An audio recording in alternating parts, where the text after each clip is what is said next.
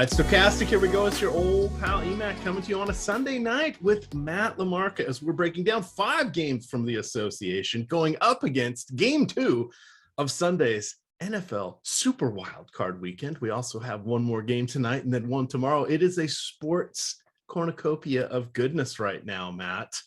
Talk to me. It looks like it's a little cold up there in your neck of the woods. I don't know what's going on. My house is freezing today. I'm sitting on my hands and I'm about to go get a blanket. I am freezing today. I can't get warm. I paid all my utilities, so I know my heat's good. It's freezing in this house right now. Yeah, I don't know what it is because it was really cold yesterday, and I've been outside a bunch with take the dog out, went for a walk, all that fun stuff. So for me, it's just I haven't really warmed up yet, which it's just kind of annoying. So we shall see. We shall see. I like that big sexy and big saxy in the house. It's be a good time here. This will be a good time. Well, we, of course, are brought to you guys by No House Advantage today. We'll talk a little bit about them. But as you are meandering on in here, please do hit the like button. That helps us out against those pesky YouTube overlords. Also, hit that subscribe button. We're up to 85,700 subscribers. We're well on our way to 100,000. That is going to be a fun milestone to reach. And then we've got, of course, the Stokastic avatar deal for you guys. It's the Stokastic Hall of Fame. Download the Stokastic avatar at stokastic.com/avatar. Upload that onto your DFS site of choice. Finish top 3 in any contest with at least 5,000 entries. That's first, second, or third. No ties. You have a 3-way tie for first and you finish first. That works, but top 3 scores there. And you'll get 30 free days of Stokastic Premium. Just tweet the screenshot with your avatar visible over there to Stokastic HOF on Twitter. And we do, of course, celebrate all wins, large or small. So even if you have a fun win that wasn't qualifying for the 30 free days of Stokastic, send it on over anyway. We'd love to celebrate this. Get to see your name in lights on some of the shows. All right, we've got a 5-gamer here. Let's see. 3 teams are on a back-to-back. We have Dallas and Portland played each other last night. We have Philadelphia that won a nail-biter 118-117 in Utah last night. So there are some questionable tags floating around. Those are the final 2 games of this slate. We've got a staggered 5 games going off at 5 different times here. In our earlier games, I don't think we're really waiting on much news aside from Kevin Huerter, who missed the last game with an illness. So he may or may not be up to playing tonight, but we'll probably get that news here. But let's start off at our first one here. OKC at Brooklyn. This one, of course, is going to be played without Kevin Durant. We on the Oklahoma side, they of course are without Alexei Pokusevski and James Robinson Earl, but these are all known things. We have the Nets favored by 5.5, a 230.5 implied point total, and we've got TJ Warren slowly ticking up in salary as he gets back after missing an entire year from his injury. Take us through the OKC side. Are they going to be pesky tonight? Yeah, OKC has been kind of pesky all season. So I think this game should be competitive, especially against a Brooklyn side without Kevin Durant. Only a 5-point spread. So I think that suggests, that this game should be pretty competitive. Nobody on OKC really stands out as like a tremendous value on this slate. I think you can certainly continue to look to Josh Giddey. Josh Giddey has played very well recently. He has over 51 or at least 51 DraftKings points in 2 of his past 5 games, or 2 of his past 3 games, excuse me. He's increased his production to 1.26 DraftKings points per minute over the past month. So he's been playing some really good basketball, and Brooklyn is a team. They're not a matchup that you need to fear. So I think Giddey at 7,200 on DraftKings still probably a little bit underpriced compared to what the production he has provided recently. I think, guys like Jalen Williams with a E is fine.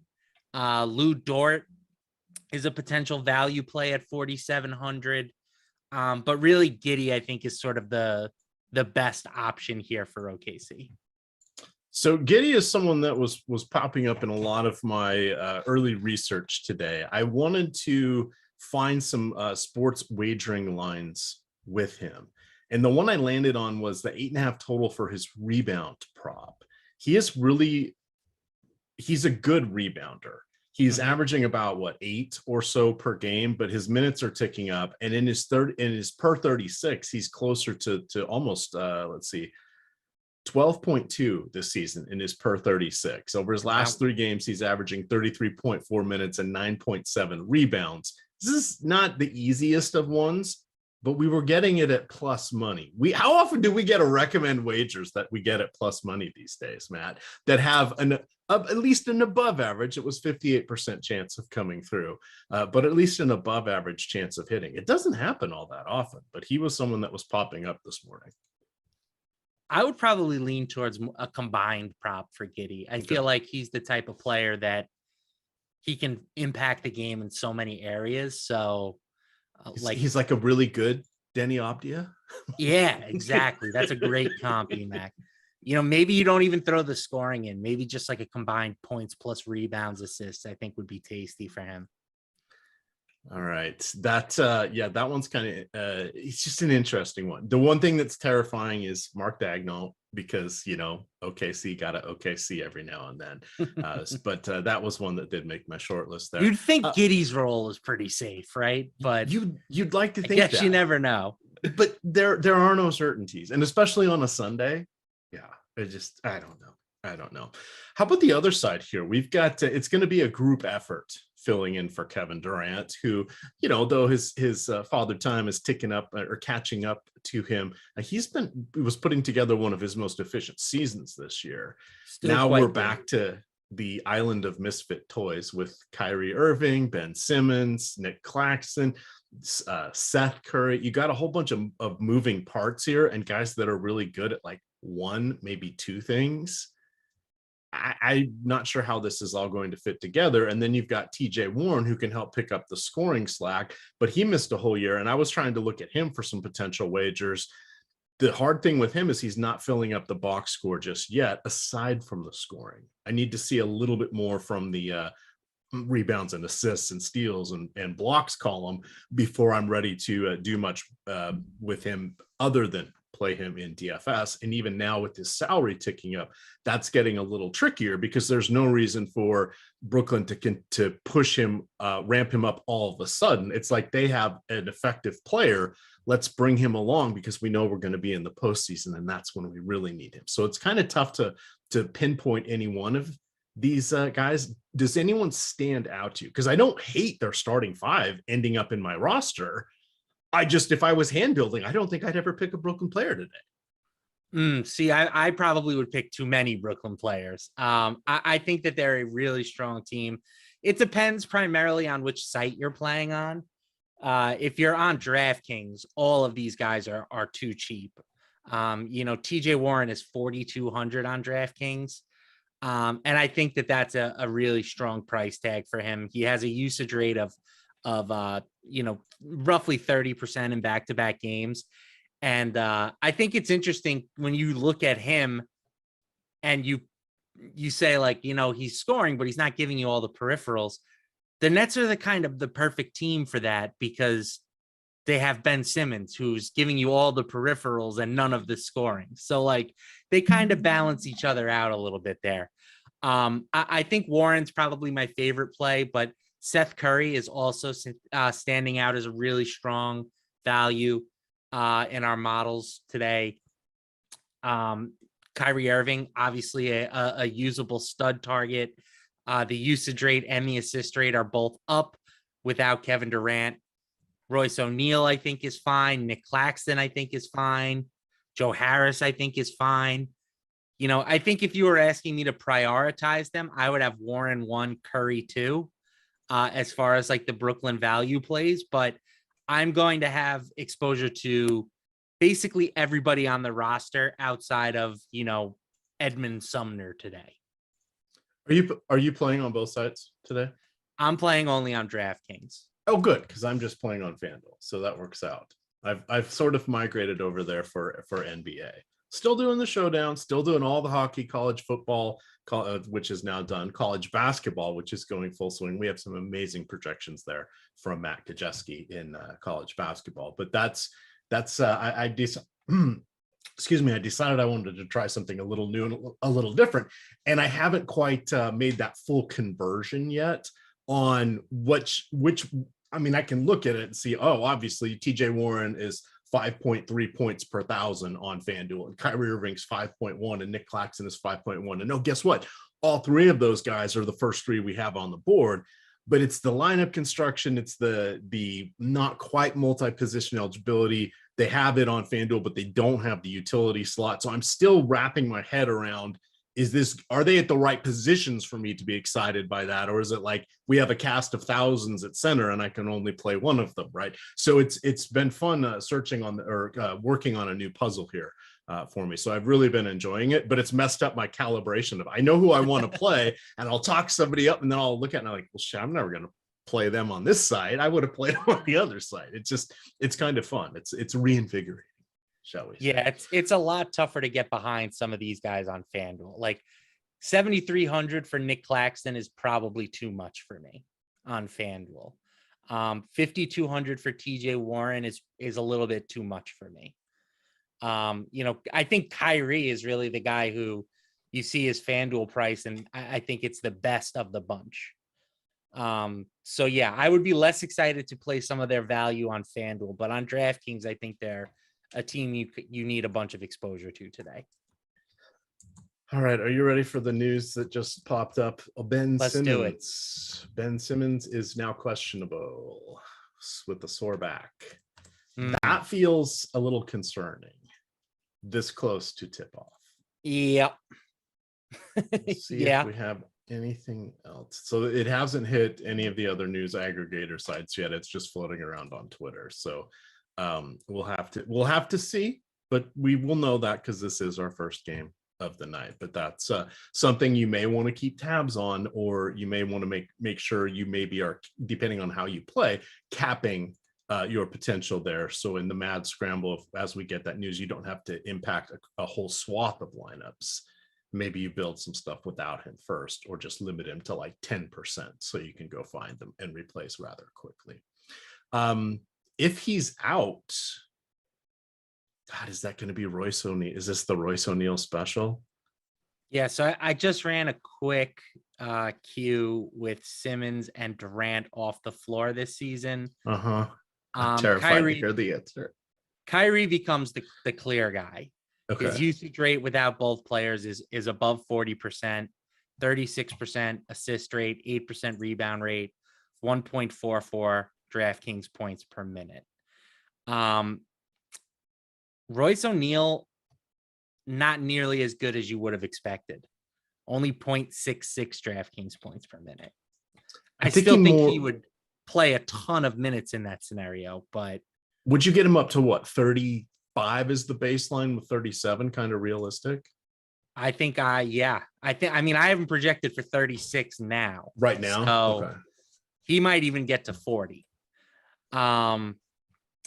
But yeah, I think TJ Warren sees a bump. He hasn't played obviously very much in that scenario this season. Nick Claxton, he's up to 1.15 DraftKings points in that scenario. The only guy who really sees a significant bump looking at the data is Kyrie.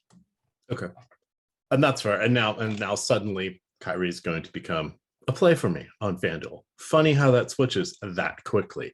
Let's talk real quick here. Producer Tyler, want to do a little BetMGM screen. Let's throw that up there real quick. So I want to talk to you guys about BetMGM. It's how you can get 2 free months of Stokastic Platinum. All you got to do is come in through one of our links. So you need a Stokastic account. And if you click on either, you need to be logged into it. You don't have to have an active subscription, but you need to be in a Stokastic account. If you click on the link in the YouTube description that talks about BetMGM, or any of the BetMGM buttons on Stokastic, that will take you over to BetMGM, and it will tag you. You won't see it, but it'll tag you with our referral code in the URL. And then as soon as you open up BetMGM, it's just going to look like a normal BetMGM URL. Don't hit the back button. Don't change. Don't go eat dinner. Keep creating your BetMGM account. Once you do, put in $10, make a wager, Just do a straight wager. Just make it easy on yourself. And as soon as that wager settles, they're going to give you a promo code for 2 free months of Stokastic Premium. It's that simple. They also have a bet insurance up to $1,000 on your very first bet. So if that $10 bet is your first bet, if you lose, they're going to give you another bet credit for $10. You can do that up to $1,000. I did that, lost, and then I got 5 bet tickets for $200 each. And then I was able to use those and try to enhance my bankroll. But it's a lot of fun over there. Or you can always use the promo code Platinum Sub. For those of you that don't know how to spell platinum, come in through one of the links. I'm going to drop that into the chat there. But I do want to remind everybody, as always, the legal age of gambling in most states is 21. And if you or someone you know has a gambling problem, please call or text 1-800-GAMBLER for the resources that can assist you. All righty. Emac, I got to tell you, I think you're underselling our audience here if you think that there are folks out there that can't spell plat. I'm just saying. Tyler says he can't. Tyler can't spell it. We got the weed. We got the edibles. We got the cream. We got all sorts of stuff here that could be inhibiting. The cream. Isn't that like the cannabis? Aren't you supposed to rub it on your? That's news. Oh no, you're saying that's just holistic medicine and you don't get high from that? Oh, well, okay. All right. Okay. Back to our games. This is going to be an important one. Have you seen have you seen a projected point total higher than 246 yet this season? I've been thinking about that. I don't think I've have. We've seen some 245s, some 244s. 244s and a hook. But I don't know if I've seen a 246 and a half. It's insane. But that's what we have here with Sacramento at San Antonio. Kevin Huerter missed the last game with a non-COVID related illness. He's questionable tonight. And then Dougie McBucket's dealing with a sore back. I would like to get all the Domantas Sabonis I can, particularly on FanDuel. He is power forward. I don't care that he's at the 5-figure price tag. And no, we're not chasing these points, even though he's coming off a career game, 70 fantasy points. He had a 19, 15, 16 triple-double. Why are we not chasing? Yeah, why are we not chasing these points? Because I've been writing him up for the last month in the free DFS picks article that's on the homepage every day here. I bestowed upon him the core play of the day only because I wasn't sure what was happening with Embiid, Harden, Doncic, and Lillard. We'll talk about those guys when we get there. But here's someone that I feel comfortable going to. The Spurs, awful on defense. Over their last 15 games, they're allowing 120.6 points per 100 possessions. That is the worst in the NBA during that time frame. Defense is kind of whatevs right now for Coach Popovich, as are minutes going to his best players. There are only 3 players averaging, well, 2 averaging more than 30, and we'll include Trey Jones there. He's averaging 29 on the season. One is Devin Vassell, who's out, and then Keldon Johnson is averaging just over 30 minutes per game. So he's not even playing the best players, right? So this is poised to be a track meet. I'm looking forward to this one. I would like to have the Kevin Huerter news. If he's in, then everybody's kind of okay on the wings. If he's out, then we like all the wings. Otherwise, I think it's De'Aaron Fox is our key play, and a DraftKings special, Trey Lyles, 3,600. He's like 5,000 or 51 on FanDuel. No bueno. Don't play him there. 3,600 on DraftKings with power forward eligibility. You can make some things happen there. Talk to me about this game. I hit the highlights here, but you've got your model in front of you. What is it telling you other than slam these players in my lineups? Yeah. So, I mean, from a pure like points per dollar perspective, Sabonis isn't grading out as like a huge target for me, but I don't care. I'm playing him anyway because I love Domantas Sabonis. I'm Mr. Domantas Sabonis. I have so many Domantas Sabonis rookie cards. What about Arvydas Sabonis? Are you familiar with his work? Of course. Oh, of course. Yes. Arvydas walked so Domantas could run. There we go.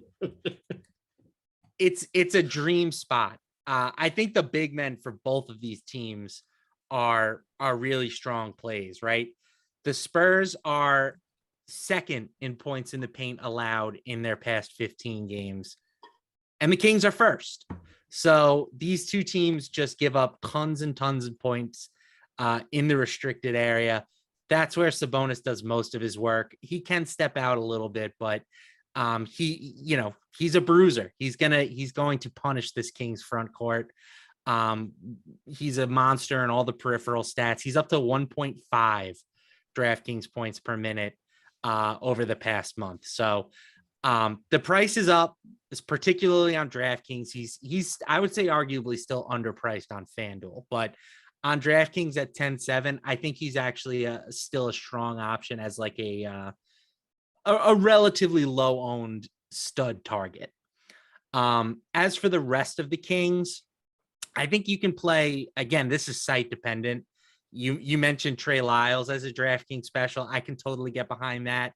I also think Malik Monk is playable on DraftKings, even if Kevin Huerter plays.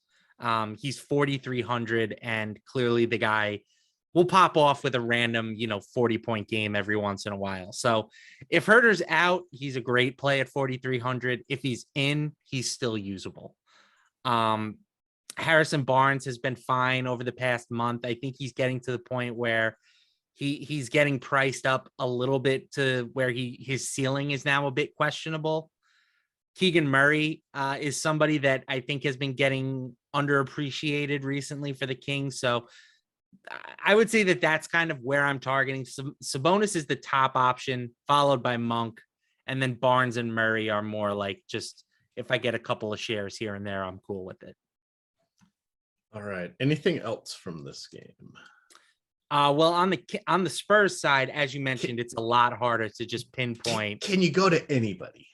Yeah, I think you can play Jakob Poeltl for sure. For all the same reasons I mentioned about Sabonis, this being a smash spot, neither of these teams defend the paint. All that applies to Poeltl as well. The minutes, who knows, right? They're a major question mark every single night. I think he probably approaches 30 in this spot, 28 to 30, somewhere in that range. He's a great per minute producer. So on nights where he hits his minute ceiling, he's going to provide value at his current salary. And then you factor in a great matchup, and I think it's definitely a spot that you want some exposure to tonight.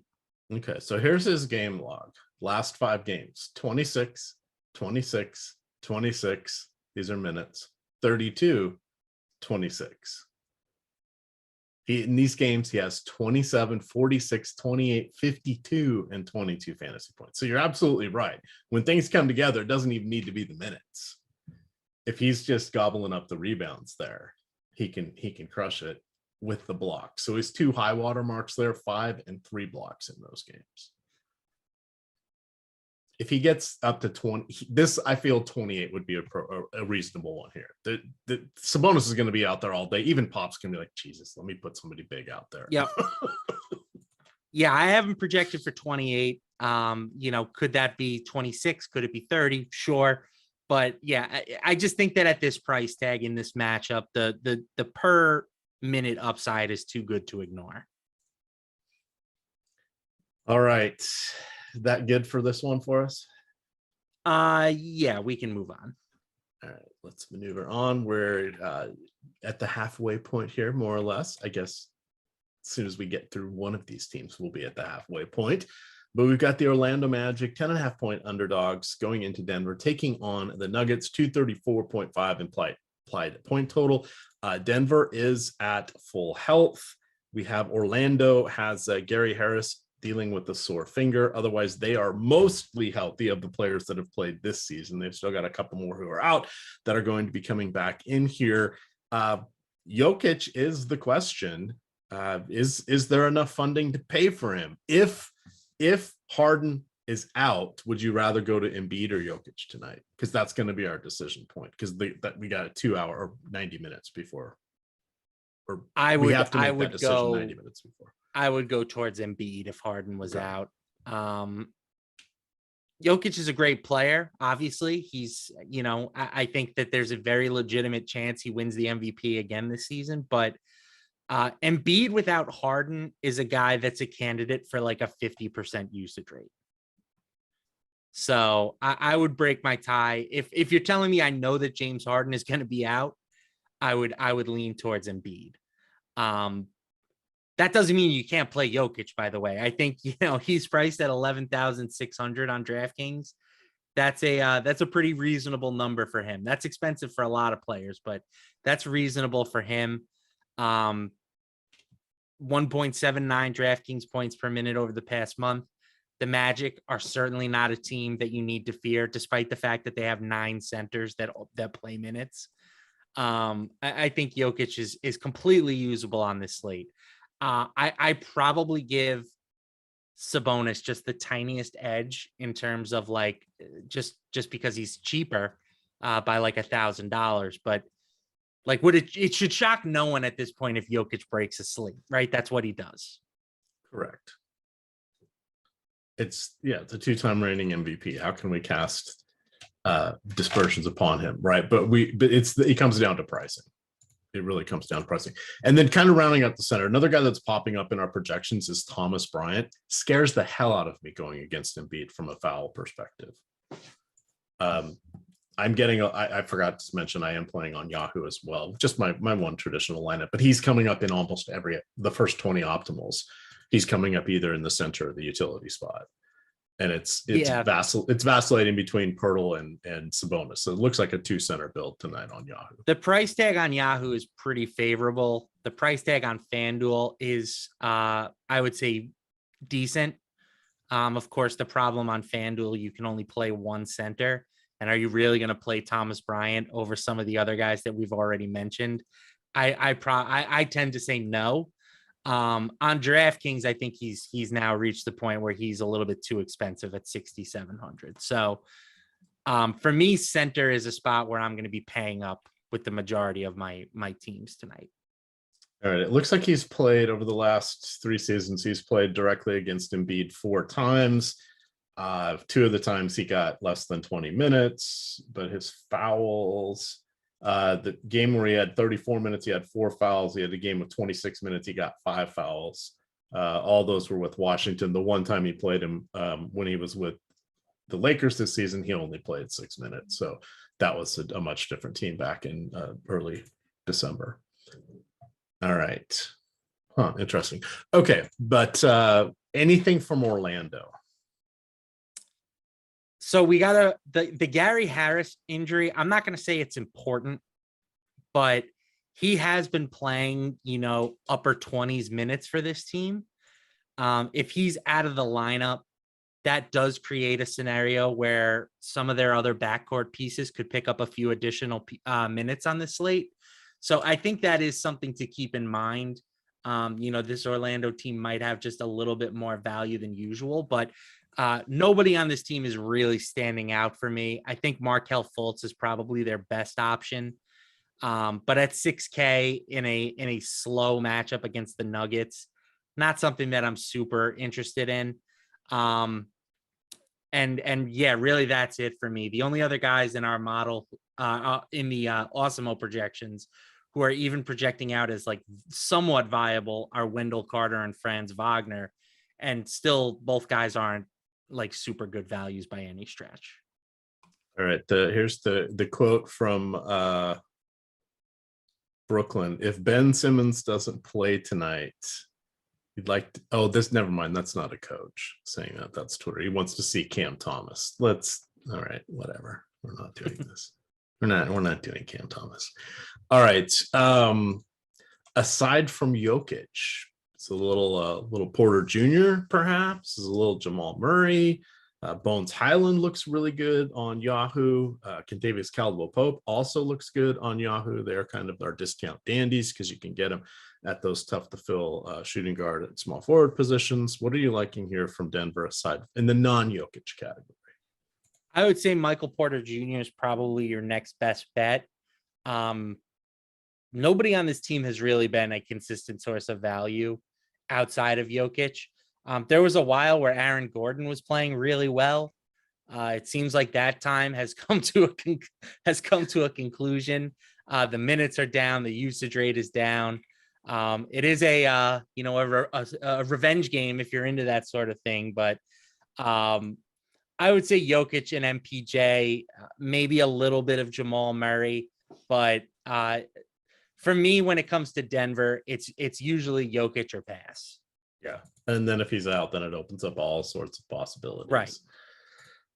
All right. Well, this is good. We're making some time here. We got 29 minutes until a lock. We, of course, are sponsored by No House Advantage. Overlay is the key word of the day over there at No House Advantage. It's the key word every day because they are running contests with Overlay because they want you guys to come on over there and try things out. They have two different formats there. They have versus the house contest. Those are dynamic props. Those are you build out player prop cards, two, 3, 4, or 5 player props. Pick the over or the under. Get them all right. You get the payout. Go 5 for 5. It's 21x payout, highest in the industry. The overlay, well, that's over there in their tournaments. And that is peer versus peer. There is no house advantage, hence the name of the site. We're playing against other gamers. So what you do in those games for NBA, they'll run out about 100, 150 different player prop questions, and you choose 10 of them. You go over, under, and then you assign those confidence points.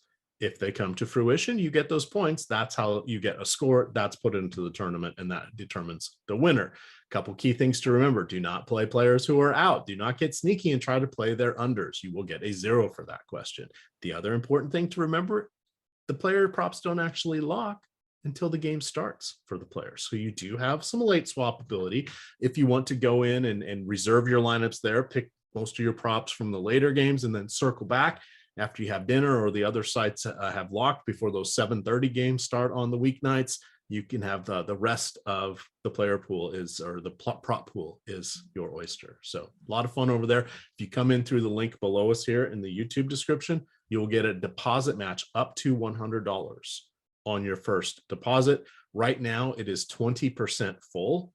That's 20% full. That means 80% vacant because everybody's watching football right now. There's 30 minutes until lock. Jump on over there. Get in there. No house advantage. Oh, I should also mention, we have free projections for all of their formats. You can get those by going to NBA on the Stokastic site. Click on the drop or hover over the drop down, go to the free NBA, go to No House Advantage. It'll take you to a link that's going to take you to a page that has 3 tabs. You have versus the house. These are the live actual dynamic wagers, just like you'd see in a sports book. And then the second tab is the pick'em. That's telling you if you should go over or under the set props that they already have for those contests. If this is all too confusing, the third page, that's the optimal lineups. We've built out a couple hundred lineups for you in descending order of the highest probability to get the best score. Enjoy. No house advantage. All righty. Do we get any pertinent news? Kevin Huerter is playing. Good to know. Admiral Schofield not playing. Oh, let me adjust. Coach's decision. I don't think that really impacts Orlando. Anything else from this game, or should we hit game number 4? Nah, let's move on. All righty. This one was a fun one to watch last night, aside from Luka Doncic having a rare off night, a rare bad game. But we have in this game back-to-back, both these teams played against each other last night. Portland put the smack down on Dallas. What was that? It was like 136-119. It was so bad. Both teams' hockey line changed midway through the fourth quarter to their benches and said, we will play again tomorrow. Doncic did play, I think he played 38 minutes. He played a lot of minutes. The concern is they played the double overtime game on Thursday, and we know from time to time Doncic will get the night off on a back-to-back. That makes me a little bit nervous. Now, the fortunate thing is there's still one more game after this. There's plenty of ways we could reallocate that salary. That we're not going to get stuck holding the bag. You could always pivot over to Lillard, or you could work in, Westbrook or Harden if he's playing, or if you've left yourself a 2v2, which you most likely will because of these last 2 games, you'll be able to balance out and not be holding the bag on your salary. But there's a fair chance that Doncic may not play Doncic may not play tonight, just as part of a rest protocol. Tim Hardaway hurt his ankle last night, so he's not going to play tonight. Christian Wood did not play last night due to an ankle sprain. He is still listed as questionable. And then Dorian Finney-Smith and Josh Green are still out. Do you think Luka's in? I do not think Luka is going to play just based on the point spread, right? The Blazers are favored by 8 at the moment. Oh, that's gone up. It was 6 earlier. Blazers favored by 8. That line screams that Dallas is not going to have Luka Doncic. Yep. I concur. So is it a Spencer Dinwiddie? It kind of has to be, right? I mean, if Luka's out and Tim Hardaway Jr. is out and Christian Wood is possibly out, he's the only guy left, right? I mean, we're talking this isn't a lineup with a ton of viable NBA talent on it to begin with. So yeah, I think Spencer Dinwiddie would have to carry a huge workload in that scenario. He's already been playing tons of minutes of late, well into the high 30s most nights. That number could go up without those guys, and certainly his per minute efficiency should increase if Doncic and Hardaway and Wood are all sitting. And again, I mean, we still have time. That could change. Maybe I'm wrong, but I think as of the way I'm looking at this game right now, Dinwiddie stands out as a really strong play. It's hard to go anywhere else. Do you think Reggie Bullock goes 8 of 9 from 3-point range again? I would say no. I was waiting for him to hold the mirror out and then throw it over the back of his head because he just could not miss. At least it was, I think he was 8 of 9 last time I was keeping track. I kind of lost 8 track of after 10, that because the Jacksonville game got real exciting last night as well. I mean, there are other opportunities though for other players. I mean, if Luka sits out, then I think you can look at like Jaden Hardy as a minimum priced play. Okay. Theo Pinson as a minimum priced play. Frankie Smokes, if you wanted to get real crazy. But it's just like you take some of these guys and you give them 30 minutes and it's still hard to get excited about them. Reggie Bullock fits that description. Him and his 0.47 DraftKings points per minute this season. At least Pinson and Hardy have displayed the ability to like do stuff when they're on the floor. So those would be the guys that I would lean towards if we do end up getting the injury value as expected. All right. On the other side, Nasir Little is actually available to play tonight. I honestly, I was beginning to question whether or not he was a real person. I say that with awe because he's been out since November 29th. It's been a hot minute. It's been a while. And it's been a while. I don't think it really dramatically does much. If anything, I don't want to play him, but it is notable because I swear they just had a perpetual week-to-week tag on him. And it was there this morning. And now it's not. There we go. We call that an update in the business. Yeah. Good for Nasir Little, I suppose. I don't think it changes very much. Yeah. Same with Gary Payton, him returning. He's Gary Payton is, I think, a useful NBA player, but he's not really going to provide fantasy value on most nights. It does hurt the minutes for some of these other guys. Like Damian Lillard is somebody who I think we're kind of used to him being a 40-minute per game type of guy. He might be more of a 36-minute a game type of guy at this point. Same goes for like Anthony Simons. So the Blazers are not a team that I have very much exposure to tonight. Dallas plays really slow. The total on this game is the lowest of the evening by a pretty wide margin. If Luka sits, then you're adding in some potential blowout factor. So I think that the Blazers are easily the team that you're going to be paying the least attention to. Nurkic, I think, is fine at 7K. He's been playing really well recently, 1.34 DraftKings points per minute over the past month. He's got at least 44 in 4 of his last 5 games, but center is loaded. And again, I'm not sure if Nurkic at 7K is somebody that like is actually going to make my lineups despite looking like a decent option. So, Josh Hart, 5,600. Okay. I think, like that's a fine price tag, but this is a team that is really very uninspiring from a DFS perspective. All right. So Ben Simmons officially out. Okay. No shock there. The starting lineup, nothing crazy. Sumner, Irving, Joe Harris, Royce O'Neal, and Nick Claxton. So I guess Kyrie is going to be a priority now. Yeah, and honestly, Sumner moving into the starting lineup, that's not something I would have expected. So you said who's not in the starting lineup? Cam Thomas. So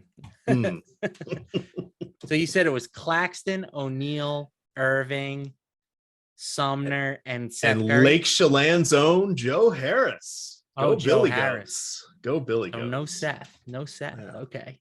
No Seth. All right. Brooklyn becomes just a value palooza now, right? I mean, it's Ben Simmons may not be the highest usage player, but now we have so many minutes available between him and KD and tons of work in the peripheral categories. I imagine everybody sees a slight boost to their rebound numbers with Simmons off the floor. I think Nick Claxton goes from somebody that I was kind of lukewarm about to now somebody who I think is a really strong play at center. He's going to have to play, mid-30s minutes, I would think, now with no Ben Simmons. He's basically the only big man on the team at this point. So Claxton moves up in my rankings for sure. Irving moves up for sure. Royce O'Neal, TJ Warren, Joe Harris. The whole team is going to be playable now, Emac. How did we go from me saying less than kind things about them to suddenly not liking them? Oh, no wonder they're not coming up in my Yahoo. Yahoo isn't locking till 7 tonight. Oh, well, let's just close out of all Yahoo right now. There we go. You know who's the Yahoo? 2 thumbs pointing at this guy right now. All right. 17 minutes to go. We got the news we needed there. Let's see if anything else happened. OKC starting lineup as mostly expected. SGA, Dort, Giddey, and both Jalen Williams. Okay. SGA, Dort, Giddey, and the Williams brothers. No relation. No relation. All right. I mean, yeah, they're doing their usual swapping one spot, but ultimately that's not going to make a huge impact. All right. Will it make a sudden impact? Probably not either. Let me think. Terry probably gets that joke. Malachi. I know it was like a movie title, right? Yes. Clint Eastwood. Okay. Sudden impact. See, I know. I mean, obviously I've never seen it, but Dirty Harry. All righty. Let's Deep Impact. Deep Impact was so bad. Do you know Elliot Christ? I'm familiar with the name and his work. I do not know him actually, though. So I work with him. I've worked with him at a few different places actually, but one of his takes is that all movies made before the year 2000 are bad. Really? All movies. That's terrible. We can't get behind that. Yeah, we're not going there. We're not going there. All right, but we are going back to basketball here. Final game of the night. The Lakers, of course, are going to be without Davis, Austin Reeves, Lonnie Walker, and then Pat Beverly has an illness, so he is not playing today. LeBron should be good to go. LeBron has played once in the last week. On the other side, James Harden is now dealing with a sore heel. I kind of think he's going to sit. Tobias Harris dealing with a sore knee. He sat last night. Who knows what's going to happen tonight? Fingers crossed we get Embiid, but we've got a lot of good center options on the slate. Take us through the Philadelphia side here. Are you reading the tea leaves with Harden like you did with Ben Simmons? I'm not reading them quite as much. I don't feel like there's as big of a spread indicator, right? Philly's favored by 3 against the Lakers. That kind of seems normal to me. So I think Harden and Harris are tougher to predict whether or not they're going to be in or out. So it's a spot where I'm going to try and give myself some flexibility because, clearly those would be huge absences. Harris is not a huge guy in terms of usage at this point with the 76ers. He's like their number 4 option in the starting unit, but Harden being out would be a really big deal. So I'm trying to give myself some late flexibility to get to guys like Embiid or, even in a lesser tier Maxey if we get some of that injury value, but I'm not necessarily expecting it like I am with Dallas. So it's really kind of hard to go for Milton and Melton right now. Correct. And we may not, the way the slate is staggered, we may not be able to take advantage of that on the full slate. Unless you're building out 150 and you're earmarking a handful of lineups to go that path. Right. I mean, you can play for it, but the problem is that there's not a ton of flexibility, right? You don't have a ton of being the last game of the night, and nobody on the Lakers really is in that same like nobody stands out as a good pivot on the LA side. So it's hard to play for that value. You would kind of have to focus on, 2v2s or 3v3s or something if you wanted to try and go down that route. I didn't ask you point blank, but do you think Christian Wood plays tonight, or they just give everybody the night off potentially? I think if they're going to sit Luka, they should just sit everybody. Okay. Give Dinwiddie the night off too. Who cares? We do. Damn it. All righty. Back to our Philly side of things. So we can't really do a whole lot. I mean, you can build around Embiid. That's perfectly fine. Put him in the utility spot. You can always maneuver. If some unforeseen thing happens, because this is a back-to-back, then you could always maneuver into LeBron or something of that nature. And even worst case, if you had to eat a bunch of salary and go with Thomas Bryant, it wouldn't really be the end of the world, or potentially you could get Nurkic 30 minutes before. So we're just planning on contingencies. It's Sunday. Weird stuff happens in the NBA on Sunday. All righty. Who else do you like besides LeBron James? LeBron James. I mean, I think the easiest way to play around the Harden stuff is just put Embiid in the utility spot, right? You'll get plenty of value from Embiid if Harden gets ruled out. And if he's in and you don't feel necessarily great about using him, you can just pivot to LeBron James. So I think that's easy enough to do. On the Lakers side, it's another unappealing team, in my opinion. I mean, LeBron James is fine at 11K. He's been playing really well since Anthony Davis went out, 1.55 DraftKings points per minute over the past month. So I think he's usable for sure, but we have plenty of studs on this slate. So is LeBron like a priority target for me? I would say no. And then the rest of the team is just kind of meh, in my opinion. All right. I'm taking Christian Wood and Luka out of my projections. I don't even want to deal with them. Oops, super chat here. Let's get to that. For Eddie Seha, one lineup, DK GPP. Can you give a couple core guys? He'd like 2 core guys to start your lineup with. Give him two best point per dollar plays and where you want to make a stand for raw points. We'll give him 3. So I think Kyrie Irving at this point has to be considered like the top guy on this slate. He's going to be chalky, but I think that's okay. I would pair him with Domantas Sabonis. That's kind of my preferred duo at this point, because I think Sabonis is going to be a little bit less popular, but I love his upside at his price tag. Even at 10.7's kind of expensive for Sabonis, but I think he can pay it off in this matchup. And then you kind of just work in some of the Brooklyn value to make that duo possible. Royce O'Neal, Seth Curry, TJ Warren, Joe Harris, pick whichever spots you need, whatever price points you need, just kind of squeeze them in, make it work. I think that's kind of my approach at the moment. All right. Back to the Lakers. So Russell Westbrook, always a solid option. Yeah, he's up to 8-3.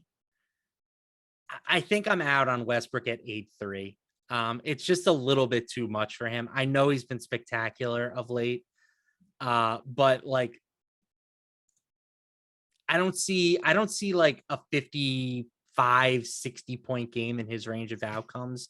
So it's hard for me to pay 8-3 for him. When he was in the 7Ks, I thought he was a really strong play, but he's gotten to the point now where he's a bit too much for me.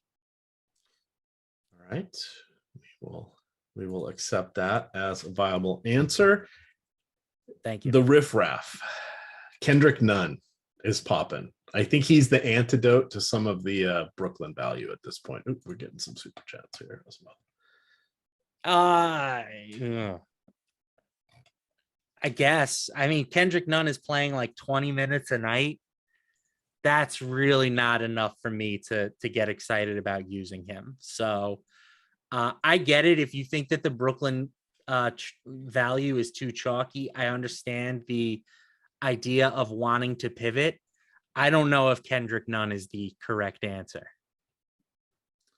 How do you feel about Super Chat, FanDuel, or tournament, Warren or O'Neal? I would go O'Neal just based on the 3 for steals and blocks. FanDuel, you said? FanDuel. Yeah, I would take Royce. He's going to play more minutes and he can fill it up in more categories. All righty, and we've got one more straight up. This is for tiers: SGA or Sabonis. So basically, I would go SGA. I would go Sabonis. I'm all Sabonis all the time tonight. So raw points. DK. I have Sabonis at 54-ish, and I have SGA at like 46. So huge edge Sabonis. Okay. How are you feeling about Yuta Watanabe? I was just looking at him in the boom bust tool, and he's got a nice little leverage score, checking in with a 20% optimal rate at 15% projected ownership. That could be the answer to some of the Brooklyn chalk, right? I mean, if you don't want to play a 40% owned Seth Curry, maybe you go with Yuta. You know, obviously they play different positions, but like, I think Brooklyn is a team that you want to have tonight. I'm going to go out on a limb and say that, Emac, you know, that's why they bring me here. I give out the bold takes. Are you not capping anything for Brooklyn, right? You're just let it rip. No. You'd go 4 or 5 per lineup. Sure. No, I'm letting it rip. But yeah, if you wanted to go with Yuta to try and differentiate a little bit, I think that's an interesting route. Okay. All right. Let's see. Do we have anything else? There we go. We've got 7 minutes left. Giants are up 17-7. Yes, they are. Go Big Blue. I was going to ask. That's your team, huh? It's not. But I bet on them, and they're my dad's team, so I kind of have a warm spot for them. That's fair. That's totally fair. Did you put anything meaningful down on it, like pink slips? Deeds, titles to the house, no slips, no slips of any kind. Slips. I think you're slipping. Oh, see what I did there? No, because only I laugh at that joke. Only I laugh at that joke. The horrible joke. I'm gonna make a game stack out of Sacramento here just because it's fun.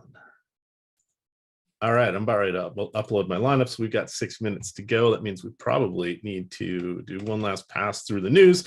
Remind everybody that you can get a 5 free days of Stokastic NBA, and you're going to want that because tomorrow is Martin Luther King Jr. Day, and that means NBA all day. So we're coming to you early tomorrow, 6:30. Josh Engelman gets going with the process. Then we got the NBA or NFL Monday Night Football show for the final wild card game, and then we've just got a bunch of NBA shows because there's going to be NBA tipping off for most of the afternoon. You want to check that out, but if you have not yet created a Stokastic account, you want to see what's behind the paywall, you can go through the link that is below us in the YouTube description, and that will give you 5 days of NBA access. You get it all. You get the boom bust tool, you get the lineup generator, you get the projections, the player projections, the leverages, the ownership, all the good stuff, plus Discord behind the paywall. So definitely want to check that out. Did we get any last minute news here? Collins. Oh, well, thank God Monday news is coming in hot and heavy right now. I appreciate you, NBA, but I'd like tonight's news first. How much I haven't Kyrie seen Irving is anything. how much Kyrie Irving is too much Kyrie Irving? So let me just make sure I'm looking at the most recent edition here of the Boom Bust tool, because it does look like we updated it pretty recently. So we're still only giving Kyrie a 35% optimal rate. That feels low to me. His ownership is checking in at 46%. So that's really interesting. I still think Kyrie is a candidate for like 50% ownership, in my opinion. But when my opinion is different than the big boss man, I tend to say you should side with him. So maybe 40% would be a nice number for Kyrie. I think, honestly, if you're going like 70, that's probably too much. I was going 70. It is what it is. It is. You got to take stands, Emac. I feel, I mean, the screenshots will be all mine to start off the night. I'm very much a believer in take your stands, hit the lock button if you want, but I like it to be in line with some of the tools that we have here at Awesemo as well. All right, I got 44% LeBron. I got 40% Sabonis. Did I get any Westbrook? I don't think I have very much Westbrook. Where is Embiid? Why do I not see Embiid? Do I not get Embiid? 34% Embiid. Westbrook, just 9%. So I'm going to match the field there. This feels good. Let's download these, and then I'll try to upload them to FanDuel. I tried to upload my FanDuel lineups to DraftKings the other night just because this is also ingrained in me to play on DraftKings. Thank God there were 90 seconds left, because I saw that red thing. It's like none of these worked. I'm like, oh my God, what happened? And I'm like, wait a second, I'm in the wrong upload page here. So let's save that. We'll go over to the weird looking tab that is FanDuel. I will upload these. Yes. The little blue dots, 240 lineups uploaded successfully. We hit refresh just to make sure that it worked. And there we go. I'm living large. Oh, 2% exposure to Frankie Ntilikina. It's awesome. Frankie smokes. Emac, is it too crazy to stack the first game on DK? No, it's totally fine. You can run out a bunch of players in there. Most of my lineups are going to have 3, if not 4 Brooklyn players. I think that's sort of by default the stack. All of a sudden you're throwing in Giddey and SGA. There you are. It's sequencing. You're going to miss out on some later news, but this might be the best value we have of the night, right? Bird in the hand versus 2 in the bush. Got to figure out what your preference is on those things. So do I think it's crazy? No, not any crazier than going to any other game. And the reason we stack games would be a great offensive environment. This one, it kind of becomes a function of salary. The prices are just right. And then the other thing is, if you can never guess for overtime, right? I forget if it's 3 or 5%. It's somewhere in that range. 3 to 5% of all NBA games go to overtime. It's something in that, it's single digits. It's definitely more than 1 or 2, but it's not above 8.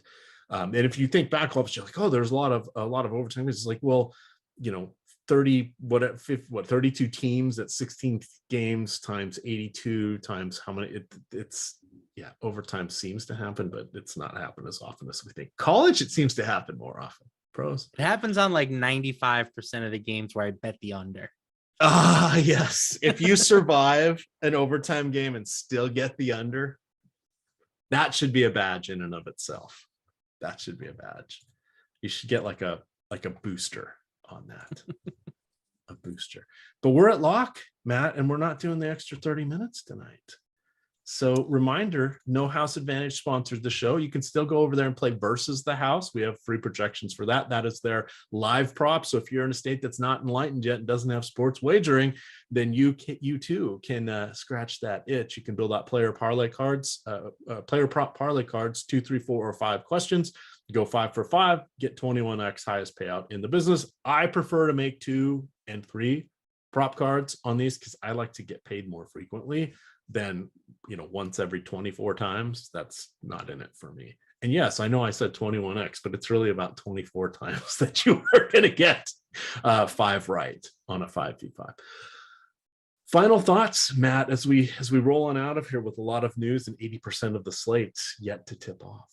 I got to be honest. My thoughts right now are with the NFL. I'm hoping to see a good second half in this game, and I expect a competitive game this evening. So if you're looking for a little wager, maybe take advantage of one of those promos.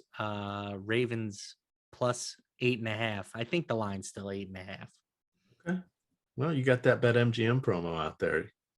That gets you 2 free months of Stokastic. Sign in through the link below us here. Follow the instructions, or use the promo code Platinum Sub, all one word. I'd come in through the link just to make sure you get it. Got to keep those receipts. You know who's got to keep those receipts? That would be one Tyler Zander. We want to say shout out to Tyler Zander. Tonight is his last show here with Stokastic, at least in the current iteration of his adventure in life. But that's producer Ty there in chat. We want to thank him for his many, many, many shows, his rabble-rousing, his accents, his funny jokes, and his agitated stories about all of the crazy things he did when he was a kid. But shout out to producer Tyler. With that, we're going to get on out of here. You can follow Matt on Twitter at Matt LaMarca. I am at Emac DFS. And of course, it is Stokastic_COM. Good luck, gamers. Stay off the weed. Or